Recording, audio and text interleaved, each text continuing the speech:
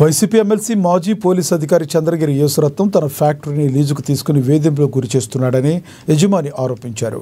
బాపట్ల జిల్లా మార్చూరు గ్రామానికి చెందిన వేముల మల్లికార్జునరావు సంతమాగులూరు గ్రామంలో 2017 నుంచి గ్రానైట్ ఫ్యాక్టరీ నిర్వహిస్తున్నారు. ప్రస్తుతం ఎమ్మెల్సీగా ఉన్న చంద్రగిరి యేసురత్నం 2022లో తన ఫ్యాక్టరీని లీజుకు తీసుకున్నాడని, అప్పటి నుంచి లీజు చెల్లించకపోగా 16 లక్షల కరెంటు బిల్లు బకాయిలుంచి ఫ్యాక్టరీలో ఉన్న ఖరీదైన మిషనరీలు వేరు చేయుటకు తరలించి ఫ్యాక్టరీని ఖాళీగా ఉంచాడని వాపోయారు. అంతేకాకుండా ఫ్యాక్టరీనే తనకు అమ్మినట్లుగా నకిలీ అగ్రిమెంట్లు పత్రాలు సృష్టించి మీడియాలో దుష్ప్రచారం చేస్తున్నాడని తీవ్ర ఆవేదన వ్యక్తం చేశారు. ప్రస్తుతం తన పరిస్థితి బాగోలేదని, మీడియా ద్వారానైనా తన ఆవేదన అర్థం చేసుకుని తన మనసు మార్చుకుంటాడేమోననే ఉద్దేశంతో మీడియా ముందుకు వచ్చానని మల్లికార్జున తెలిపారు.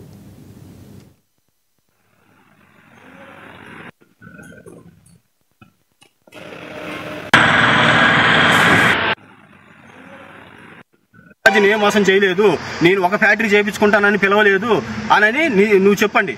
చెప్పిన తర్వాత నాకు ప్రెస్ ముందు ఎలా మాట్లాడాలో కూడా తెలియదు. కాకపోతే నా పిల్లల మొహాలు చూసి బాధ తట్టుకోలేక బాధతో మాట్లాడుతున్నా. నాకెవరో సొమ్ము కావాలని లేదు. నా ఆస్తి ఏదో నేను తీసుకుంటే నా పిల్లల కొద్ది భవిష్యత్తు కోసం నేను చూస్తున్నా. లేదంటావా, నువ్వు కొడుకుని తీసుకొని నువ్వు అన్నట్టు నీ బైబుల్ నీ కొడుకు మీద పెట్టి నువ్వు ప్రమాణం చేయి. నా భగవద్గీత నా కొడుకు మీద పెట్టి నీ ప్రమాణం చేస్తా. ఈ రోజుకే కాదు, ఏ రోజుకైనా నువ్వు నాకు రూపాయి కూడా లీజు తరపున ఇవ్వలేదు. ఇవ్వకుండానే ఇచ్చానన్న బెదిరిస్తున్నావు. మొన్న అమెరికా అతనికి చేశానన్నావు, అమ్మట్లేదు. కానీ ఒక సీల్ కార్, ఆ కారులో తిరిగేవాని ఈ రోజు కాలుకు చెప్పు లేకుండా తిరుగుతున్నా. రా, నేను ఉంటున్న ఇల్లు చూద్దురా, కనీసం ఇంట్లో ఫ్యాన్ లేదు, రేకుల షెడ్లో బతుకుతున్నా అద్దెలు కట్టుకోలేక. నాకున్న ఆధారం 2 ఫ్యాక్టరీలు. ఈ 2 ఫ్యాక్టరీలు నీ తెలివితేటలతోటి బంధించేసావు. నాకు వచ్చే ఆదాయం లేదు. 3 సంవత్సరాల నుంచి నా పిల్లల ఫీజులను కట్టుకునేనా, నేనని బతికేనా? ఒక పక్క నా భార్య చచ్చిపోయిన బాధలో నీ నుండి నీకు ఫ్యాక్టరీలు ఎప్పచెబితే అదే అవకాశం.